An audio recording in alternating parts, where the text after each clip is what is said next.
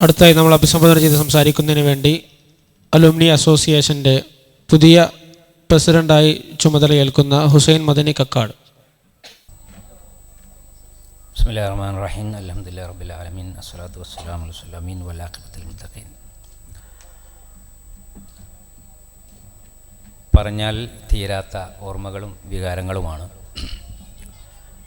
ഒരുപാട് മുതിർന്ന മദനിമാർ പലതും ഇവിടെ പങ്കുവെക്കുകയുണ്ടായി. ഗുരുനാഥന്മാരുടെ പല പ്രഭാഷണങ്ങളും നമ്മൾ ശ്രദ്ധിച്ചു. ഒന്നും നീട്ടിപ്പറയാതെ ഒന്ന് രണ്ട് സംഗതികൾ മാത്രം ഈ മുഹൂർത്തത്തിൻ്റെ പ്രാധാന്യവും സന്തോഷവും ഓർത്തുകൊണ്ട് പങ്കുവെക്കുകയാണ്.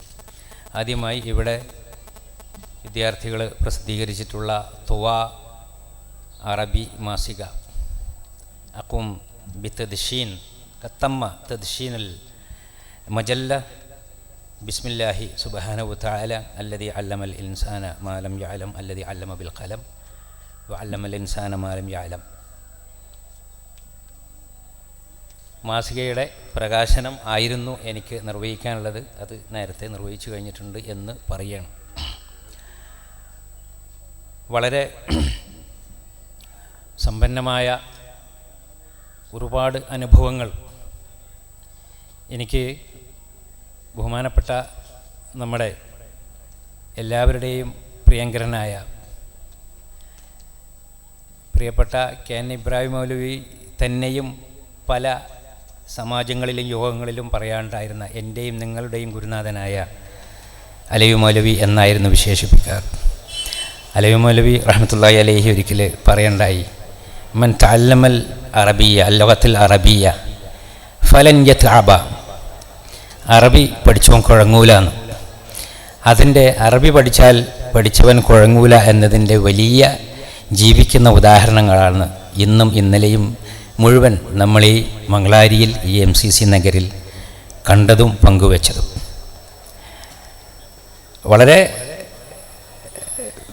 എടുത്തു പറയാവുന്ന എനിക്ക് വ്യക്തിപരമായി ഉണ്ടായ രണ്ടനുഭവങ്ങൾ. ഒന്ന്, 79 അഫ്ളൽ കഴിഞ്ഞ് സമ്മേളനം കഴിഞ്ഞു. അതിൻ്റെ ഉടനെ സമ്മേളനത്തിന് വന്ന അഹ്ലെ ഹദീസിൻ്റെ പണ്ഡിതന്മാരും നേതാക്കന്മാരുമായ പലരുമായി നമ്മുടെ പണ്ഡിതന്മാർ എത്തിയ ഒരു തീരുമാനമായിരുന്നു ഇവിടുന്ന് വിദ്യാർത്ഥികളെ അഹ്ലെ ഹദീസിൻ്റെ സ്ഥാപനങ്ങളിലേക്ക് അയക്കുക. അങ്ങനെയാണ് ബനാറസിലെ ജാമിയ സലഫിയയിൽ എത്തിപ്പെട്ടത്. വളരെ ചുരുക്കി പറഞ്ഞാൽ അവിടെ അവസാനത്തെ ഫൈനൽ 2 വർഷമായിരുന്നു. പക്ഷേ അഫ്ളൽ കഴിഞ്ഞിട്ടാണ് ഞാൻ ഫളീലക്ക് പോകുന്നത്. കാരണം എവിടെ പോയാലും അവിടെയൊക്കെയുള്ള ഷഹാദയേക്കാൾ അഫ്ളലായത് നമ്മുടെ കയ്യിൽ നേരത്തെ ഉണ്ട്. തമാശ പറഞ്ഞാൽ ചില ഇൻ്റർവ്യൂവിനൊക്കെ അറബികളുടെയൊക്കെ മുന്നിൽ ഇൻ്റർവ്യൂ നടത്തുന്ന ഷെയ്ഖുമാർ എഴുന്നേറ്റിരിക്കുകയാണ്. കാരണം അഫ്ളലുൽ ഉലമയാണ് നമ്മുടെ മുന്നിൽ നിൽക്കുന്നതെന്നാണ് അമ്പരക്കുന്ന അനുഭവമാണ് പലർക്കും. ഏതായാലും ഫളീലയിൽ ചേർന്നു. അവിടെ ഒരു അറബി പ്രസംഗ മത്സരം ഉണ്ടായി. അപ്പോൾ എന്തിനും പങ്കെടുക്കുക എന്നുള്ള ഒരു ശീലം ഇവിടുന്ന് ഉണ്ടായതിൻ്റെ പേരിൽ അതിൽ പങ്കെടുത്തു. അതിൽ 1ാം സമ്മാനം കിട്ടുകയുണ്ടായി. ജൂനിയർ ആയിരുന്നു, സീനിയേഴ്സ് ഉണ്ട്, ഒരുപാട് കുട്ടികളുണ്ട് ബനാറസിലെ ജാമിയ സലഫിയയിൽ. അന്ന് മഹാനായ ഷെയ്ഖ് സഫിയുർ റഹ്മാൻ മുബറക് പൂരി റഹ്മത്തുള്ളാഹി അലൈഹി, റാഹിഖുൽ മഖ്തൂമിൻ്റെയും മറ്റൊരുപാട് ഗ്രന്ഥങ്ങളുടെയൊക്കെ കർത്താവ്, അദ്ദേഹമായിരുന്നു ഒരു ജഡ്ജ്.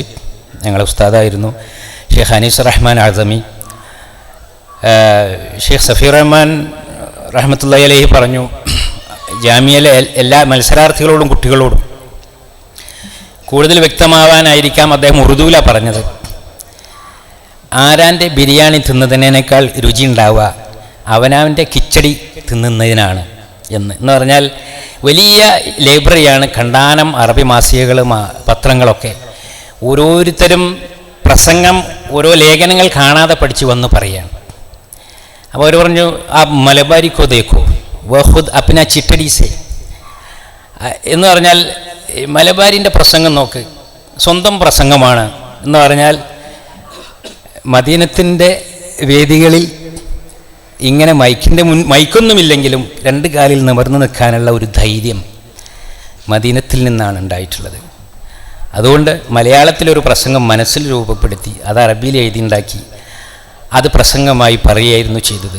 സൂചിപ്പിക്കുന്നത് ഇവിടെ നിന്ന് കിട്ടിയ നഹവും സർഫും ബലാഗയും ഖത്റുന്നതയും അതുപോലെ തന്നെ അറബി ഭാഷയിലുള്ള അടിത്തറ അത് തന്നെയാണ് ഇതുപോലെ ഗൾഫിൽ പോയപ്പോഴും ജോലി നേടുന്നതിലും അതുപോലെ പല അവസരങ്ങളിലും പല രംഗങ്ങളിലും ഒക്കെ പറയിപ്പിക്കാതെ കഴിച്ചിലാവാനും പലപ്പോഴും നല്ല പേര് കേൾക്കാനും ഒക്കെ ഇടയായിട്ടുള്ളത് അതാണ്. അലവി മൗലവി റഹ്മത്തുള്ളാഹിനെ തന്നെ വീണ്ടും ഉദ്ധരിക്കുകയാണ്. ഞങ്ങൾ പിരിഞ്ഞു പോകുന്ന അവസരത്തിൽ അദ്ദേഹം പറയണ്ടായി, നിങ്ങൾ അഫ്ളൽമ കഴിഞ്ഞ് വലിയ മൗലവിമാരും ഖത്തീബുമാരുമായിട്ടല്ല പോണത്, നിങ്ങൾ പോണത് അലക്കാനാണ്, അലക്കുകാരായിട്ടാണ് പോണത് എന്ന് പറഞ്ഞു. തമാശ നിറഞ്ഞ വർത്താനാണല്ലോ എപ്പോഴും. അദ്ദേഹം തന്നെ വിശദീകരിച്ചു, നിങ്ങൾ അലക്ക് നിർത്തരുത്, കാരണം തുണി വെളുത്തില്ലെങ്കിലും കല്ലുമ്മലെ ചളി പോയി കിട്ടും എന്ന് പറയണ്ടായി. സത്യം പറഞ്ഞാൽ ദുബായിൽ കോടതിയിൽ ഉച്ചവരെയുള്ള ജോലിയാണെങ്കിലും അതിനുശേഷമുള്ള പണി കഴിയുന്ന രീതിയിലുള്ള ഈ അലക്കൽ തന്നെയാണ്. ഖുർആൻ ക്ലാസ്സുകളും സെൻറ്ററുകളും പ്രവർത്തനങ്ങളും ഒക്കെ വലിയ നിരന്തരമായ ആ ഒരു ദൗത്യം ചെറിയ അളവിലാണെങ്കിലും ബാധ്യതയായി ഏറ്റെടുക്കുകയും അത് നിർവഹിച്ചുകൊണ്ടിരിക്കുകയും ചെയ്യുന്നു. ഗുരുനാഥന്മാരുടെ പേരുകൾ അതുപോലെ അവരെ ഓർത്താലും അനുഭവങ്ങൾ പലതും പറഞ്ഞാലും തീരുന്നതല്ല. എന്തായിരുന്നാലും ഈ ദുബായിൽ UAE-യിലുള്ള മിക്കവാറും പൂർണ്ണമദനികളും ഏതാനും അർദ്ധമദനികളും ഒക്കെ പാടെ കൂടിയ ഒരു സംഗമത്തിലാണ് VP അഹമ്മദ് കുട്ടി മദനിയും ഉബയ്യും അതുപോലെ കൂട്ടുകാരൊക്കെ ഇരുന്നപ്പോഴാണ് ലോക അറബി ഭാഷാ ദിനം കടന്നു വരുന്നു. അവിടെ പല സ്ഥാപനങ്ങളിലും ഗവൺമെൻറ് തലത്തിലുമൊക്കെ അത് വലിയ ആഘോഷമായി പല ചടങ്ങുകളും നടക്കുന്നുണ്ട്. അപ്പോൾ നമുക്ക് നമ്മുടെ കോളേജിൽ ഒരു അറബിയത്തുണ്ടാവാനുള്ള എന്തെങ്കിലും ഒന്ന് വേണം. കാരണം ഈ റൂഹുൽ ലുഗത്തിൽ അറബി കോളേജുകളിൽ നിന്ന് പോലും നഷ്ടപ്പെട്ടു പോവുകയാണ്. അതുകൊണ്ട് ഒരു അറബിയിലേക്ക് തിരിച്ചു വരുന്ന ഒരു അറബി അന്തരീക്ഷം ഉണ്ടാകുന്ന എന്തെങ്കിലും ഒന്ന് നമുക്ക് വേണം. അങ്ങനെയാണ് അൽ യോമുൽ ആലമിൽ ലുഗത്തിൽ അറബിയയിൽ ഒരു അറബി പ്രസംഗ മത്സരം നടത്താം, MCC റഹ്മത്തുള്ളാഹി അലൈഹിയുടെ പേരിൽ അതിൻ്റെ സമ്മാനങ്ങൾ കൊടുക്കാമെന്നൊക്കെ അത് ഇവിടെ ഭാരവാഹികളുടെ മുന്നിൽ വെക്കുകയും വലിയ സന്തോഷത്തോടെ സ്വീകരിക്കുകയും അത് ഇതുപോലെയുള്ള ഒരു വലിയ മദനി സംഗമമായി തീരുകയും ചെയ്തു. അങ്ങനെയൊക്കെയാണെങ്കിലും അറബിയത്ത് ഇനിയും ഉണ്ടായിട്ടില്ല എന്നുള്ളത് ദുഃഖകരമായ ഒരു അനുഭവമാണ്. സമ്മാനത്തിന് നമ്മൾ അറബി പ്രസംഗത്തിൽ മത്സരിച്ച് സമ്മാനാർഹരായ കുട്ടികൾക്ക് കൊടുത്ത സർട്ടിഫിക്കറ്റിൽ ഒരു അലിഫ് പോലും ഇല്ല, എല്ലാം ഇംഗ്ലീഷിലാണ്. നമ്മുടെ ബാനറുകൾ പോലും എല്ലാം നമ്മൾ എന്ന് പറയാം, അത് അങ്ങനെ ആയിപ്പോയിട്ടുണ്ട്, സങ്കടപ്പെട്ടിട്ട് കാര്യമില്ല. പക്ഷേ ഇവിടെ ഒരുപാട് വകുപ്പുകളും ഒരുപാട് ഗ്രൂപ്പുകളുമൊക്കെ നിശ്ചയിക്കേണ്ടായി. പുതിയ നമ്മുടെ ശ്രമങ്ങളിൽ അറബിയത്ത് അത് തിരിച്ചു കൊണ്ടുവരാനുള്ള ഒരു പരിഗണന അതിൽ പ്രധാനമായും ഉണ്ടാവണം എന്നാണ്. പലതും പറയുമ്പോൾ എനിക്ക് പ്രിയപ്പെട്ട ജ്യേഷ്ഠൻ ഈസാ മദനിയെയാണ് ഓർമ്മ വരിക. എന്നെ ആദ്യമായിട്ട് ഇവിടെ സാഹിത്യ സമാജത്തിൽ സ്റ്റേജിൽ കയറ്റിയത് ഈസാ മദനിയാണ്. അത് ഒരു കൗതുകകരമായ ഒരു റാഗിങ്ങും കൂടി അതിലുണ്ട്. കാരണം അറബി കോളേജിലെ റാഗിങ് എന്ന് പറഞ്ഞാൽ അങ്ങനെയൊക്കെയാണല്ലോ. ബഹുമാനപ്പെട്ട അലിക്കുട്ടി മൗലവി ആയിരുന്നു അധ്യക്ഷൻ, അറബി സമാജാണ്. അപ്പോൾ എനിക്ക് പ്രസംഗം എഴുതി തന്നു. അപ്പോൾ ഈ സമാനി പറഞ്ഞു, നീ അയ്യുഹൽ റയീസുൽ വഖൂർ എന്ന് നീട്ടി പറയണം, വളരെ നീട്ടി പറയണം എന്ന് പറഞ്ഞു. അതെന്തിനാന്നുള്ള പിന്നെ എനിക്ക് മനസ്സിലായത്. അപ്പോൾ ഇതൊക്കെയായിരുന്നു അന്നത്തെ റാഗിങ്. ഏതായിരുന്നാലും ഈസാ മദനിയുടെ കവിതയും എഴുതി തന്ന പ്രസംഗവും ഒക്കെയാണ് സമാജത്തിൽ അല്ലെങ്കിൽ ആളുകളെ ഫേസ് ചെയ്തുകൊണ്ട് നിൽക്കാനും അതുപോലെ സംസാരിക്കാനും ഒക്കെ ക്ലാസ്സുകളും ഖുതുബയും ഒക്കെ ആയിട്ട് അങ്ങനെ ആ രംഗം വിടാതെ തുടരാൻ സാധിച്ചിട്ടുള്ളത് തന്നെയാണ് നന്ദിപൂർവ്വം ഓർക്കുകയും മദീനത്തിൻ്റെ മുലപ്പാൽ അതിൻ്റെ മധുരവും അതിൻ്റെ മണവും ഒരിക്കലും മറന്നു പോകുന്നതല്ല, മറക്കാൻ സാധ്യമല്ല.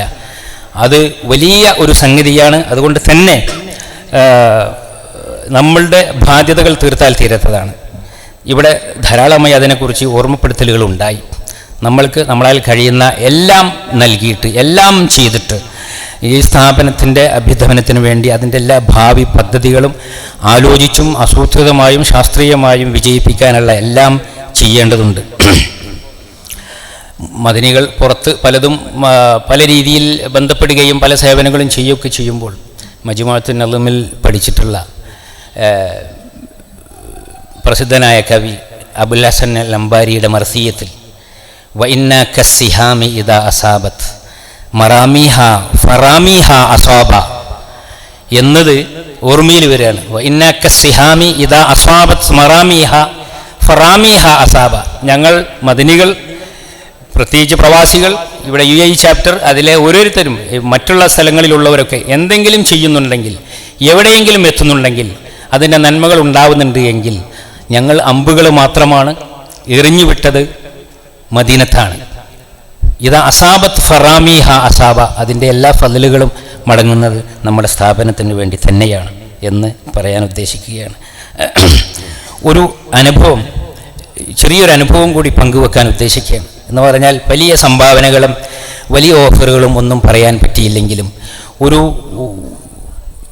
ജീവിച്ചിരിക്കുന്ന കാലത്ത് മുഴുവൻ മദീനത്തിൻ്റെ രക്തവും ശ്വാസവും മദീനത്ത് നൽകിയിട്ടുള്ള ആദർശവും ഗുരുനാഥന്മാർ പഠിപ്പിച്ച സന്ദേശവും കൊണ്ടു നടക്കുന്ന കാലത്തോളം ഈ സ്ഥാപനത്തോടും ഈ പ്രസ്ഥാനത്തോടും ഈ ആദർശത്തോടും പൂർണ്ണമായ അച്ചടക്കവും വിധേയത്വവും കടപ്പാടുമുള്ള, അത് മറക്കാത്ത ഒരു നിലപാട് എന്നെന്നും ബാക്കിയുണ്ടാവും എന്നുള്ളത് ഞാൻ പ്രതിജ്ഞയായി പറയാൻ ഉദ്ദേശിക്കുകയാണ്. ഞങ്ങൾ ഫൈനൽ ബാച്ചായിരുന്ന 79-ലാണല്ലോ നമ്മുടെ ചരിത്ര പ്രസിദ്ധമായ സമ്മേളന പരമ്പരകളുടെ തുടക്കം, പുളിക്കൽ സമ്മേളനം. വിഷയവുമായി അകന്ന ബന്ധമാണെങ്കിൽ പോലും ഞാൻ ഒരു അച്ചടക്കത്തിൻ്റെയും അനുസരണത്തിൻ്റെയും ഒരു ഊന്നൽ നൽകാൻ വേണ്ടി ഈ സംഭവത്തെ ഞാൻ ഉദ്ധരിക്കുകയാണ്. ഒരുപക്ഷെ പടച്ച റബ്ബ് സുബ്ഹാനഹു വ തആല ഒരു അനുഭവം എന്ന രീതിയിൽ അത് പറയാൻ ഞാൻ മാത്രമാണ്, അതറിയുന്ന ഒരാൾ ജീവനോട് ബാക്കിയുള്ളത്. സൂചിപ്പിക്കുന്നത് പുളിക്കൽ സമ്മേളനത്തിൻ്റെ ആഘോഷം മുജാഹിദുകൾ മുഴുവൻ കൊണ്ടാടേണ്ടുന്ന ഒരു സമയത്ത്, അതിൻ്റെ പിറ്റേന്ന് തന്നെ ജമാഅത്തെ ഇസ്ലാമിൻ്റെ നേതാക്കളുമായി സന്ധിയായി ഉമർ മൗലവി ജമിയത്തുൽ ഉലമയുടെ പ്രസിഡന്റ് എന്ന് പറഞ്ഞിട്ടുള്ള കശപിശകളുണ്ടായി. പലരും വിളിച്ച് ചോദിക്കുകയൊക്കെ ഉണ്ടായി. അന്ന് ഞാൻ മുജാഹിദ് സെൻറ്ററിലാണ്. പരീക്ഷ കഴിഞ്ഞ് വീട്ടിൽ പോകുന്ന തിരക്കല്ല, സമ്മേളനം കഴിഞ്ഞ അതിൻ്റെ ബാക്കി പണികളൊക്കെ ആയിട്ട് അന്ന് എക്സിബിഷൻ കമ്മിറ്റീൻ്റെ ജോയിൻറ്റ് കോൺവീനർ എന്തോ ആയിരുന്നു. അപ്പോൾ മുജാഹിദ് സെൻറ്ററിൽ പ്രത്യേക ഒരു തീരുമാനം, ഇട്ടോളി അഹമ്മദ് കോയ ഹാജി വണ്ടിയായിട്ട് വരുന്നു, അലി അബ്ദുറസാഖ് മൗലവി എത്തിയിട്ടുണ്ട്. അങ്ങനെ അവരുടെ സംഭാഷണത്തിൽ ഉടനെ പോയി ഉമർ മൗലവിനെ കാണണം എന്നതാണ്. പത്രങ്ങളിൽ പോലും വന്നു കഴിഞ്ഞിട്ടുള്ള ജമാഅത്തെ ഇസ്ലാമിയുമായി സന്ധിയായി മുജാഹിദുകൾ എന്നുള്ളത് ജമിയത്തുൽ ഉലമ പ്രസിഡന്റിൻ്റെ പേരിലുണ്ടായ പ്രസ്താവന അല്ലെങ്കിൽ തീരുമാനം, അത് തിരുത്തണമെന്നതാണ്. ഞാൻ അതിൻ്റെ വിശദാംശങ്ങളിലേക്കൊന്നും പോവുകയല്ല. അങ്ങനെ എന്തിനോ വണ്ടി പുറപ്പെടുന്ന നേരത്തെ എന്നെയും വിളിച്ചു. എന്തെങ്കിലും ഖിദ്മത്തുകൾ ആവശ്യമുണ്ടാകാം, അതിനുവേണ്ടി ആയിരിക്കാം. ഇട്ടോളി അഹമ്മദ് ബയാജിയുണ്ട്, അലി അബ്ദുറസാഖ് മൗലവിയുണ്ട്. വഴിയിൽ വെച്ച് NK അഹമ്മദ് സാഹിബിനെ പുത്തൂർപാടം അദ്ദേഹത്തെ കൂട്ടി, ഗഫൂർ മൗലവിയുണ്ട്. ഇത്രയും പേരാണെന്നാണ് എൻ്റെ ഓർമ്മ. അന്ന് മങ്കട ഉമർ മൗലവിക്ക് ഒരു പരിപാടി ഉണ്ട്. അവിടെ എത്തി നോക്കുമ്പോൾ അദ്ദേഹം പരിപാടി കഴിഞ്ഞ് വീട്ടിൽ പോയിപ്പോയി. തിരൂർക്കാട് ചെന്നു. ഏകദേശം ഉറങ്ങാനുള്ള ഒരുക്കത്തിലായ മൗലവിനെ വിളിച്ചു. മുബാറക്ക് അതിനെല്ലാം സാക്ഷിയാണ്, അന്നുണ്ടായിരുന്നു. അങ്ങനെ ഈ വിഷയത്തിൻ്റെ ഗൗരവമൊക്കെ പറഞ്ഞു. അപ്പോൾ എന്താണ് വേണ്ടത് നിങ്ങൾ പറയും എന്ന് പറഞ്ഞിട്ട് എല്ലാം പറയുന്നതും കൈകാര്യം ചെയ്ത് നോക്കുക അലി അബ്ദുറസാഖ് മൗലവിയാണ്. അപ്പം ഇങ്ങനെ ഒരു തിരുത്ത് എഴുതി കൊടുക്കണം, പത്രത്തിൽ കൊടുക്കണം എന്നുള്ളതാണ്. അതിനിപ്പോൾ എന്താ ചെയ്യുക? അങ്ങനെ അപ്പോൾ റസാഖ് മൗലവി വേഗം കടലാസ് എടുത്തു. ഒപ്പിടേണ്ട പണി മാത്രമേ മൗലവിക്ക് ഉണ്ടായിരുന്നു. ഞാൻ സൂചിപ്പിക്കുന്നത് അത് 79-ലാണ്. അതിനുശേഷം ഏകദേശം 20 വർഷത്തെ ചില്ലാനം ജീവിച്ചതിന് ശേഷം, സജീവമായി പ്രസ്ഥാനത്തിൽ രംഗത്ത് നിന്നതിന് ശേഷമാണ് ഉമർ മൗലവി മരണപ്പെടുന്നത്. അദ്ദേഹത്തിന് സ്വന്തമായും സ്വതന്ത്രമായുമുള്ളൊരു പത്രമുണ്ട്, ധീരമായ നിലപാടുണ്ട്, തൻ്റേതായ ശൈലിയുണ്ട്. ഇതൊക്കെ ഉണ്ടായിട്ടും 20 വർഷക്കാലം പിന്നെ മരണം വരെ അദ്ദേഹം ഈ തീരുമാനത്തിൽ സ്ഥാനം മാറിയിരിക്കാനോ അല്ലെങ്കിൽ തിരുത്തു കൊടുക്കാനോ വേണ്ടി പ്രേരിപ്പിച്ച, അല്ലെങ്കിൽ അതിൻ്റെ പേരിൽ ഒരു പിണക്കമോ ഒരു അച്ചടക്ക ലംഘനമോ ഇല്ലാതെ എല്ലാവരേക്കാളും വലിയ ഉസ്താദും പണ്ഡിതനും നേതാവും എഴുത്തുകാരനും പ്രാസംഗികനും ധീരനുമായ ഉമർ മൗലവി അച്ചടക്കത്തോടു കൂടിയാണ് ഈ പ്രസ്ഥാനത്തിൽ ജീവിച്ചു മാതൃക കാണിച്ചു മരിച്ചു പോയിട്ടുള്ളത് എന്നത് നമ്മൾ ഓർക്കേണ്ടുന്ന കാര്യമാണ്. അത് എല്ലാവരും മരണപ്പെട്ടു പോയി. എന്തുകൊണ്ടോ ഞാനതിൽ പോകേണ്ട ഒരാളായിരുന്നില്ല. പക്ഷേ അവരെന്നെ വിളിച്ചു, വണ്ടിയിൽ കയറ്റിയിരുത്തി മുജാഹിദ് സെൻറ്ററിൽ നിന്ന് പോകുന്ന യാത്രയിൽ. അത് വലിയൊരു അനുഭവമാണ്, അച്ചടക്കം. കാരണം അതാണ് മനുഷ്യൻ, ഖുർആൻ പഠിപ്പിക്കുന്ന ആദ്യത്തെ പാപം അച്ചടക്കമാണ്. അബാ വസ്തക്ബറ, ഇബ്ലീസ് മാത്രമാണ് അച്ചടക്ക ലംഘനം കാണിച്ച് സുജൂദ് ചെയ്യാതിരുന്നത്. മനുഷ്യൻ ചെയ്ത ആദ്യത്തെ പാപം ആദമു റബ്ബഹു ഫഗവ എന്നാണ്. ആദം അലൈഹി സ്വലാത്തു വസ്സലാം അച്ചടക്ക ലംഘനമോ അനുസരണക്കേടോ കാണിച്ചു എന്ന് ഖുർആൻ സൂചിപ്പിക്കുകയാണ്. പ്രസ്ഥാനത്തിലാണെങ്കിലും സ്ഥാപനത്തിലാണെങ്കിലും എവിടെയാണെങ്കിലും അച്ചടക്കം എന്നത് എന്നും അതിശക്തമായ അതിൻ്റെ അടിത്തറയാണ്, തറക്കല്ലുകളാണ്.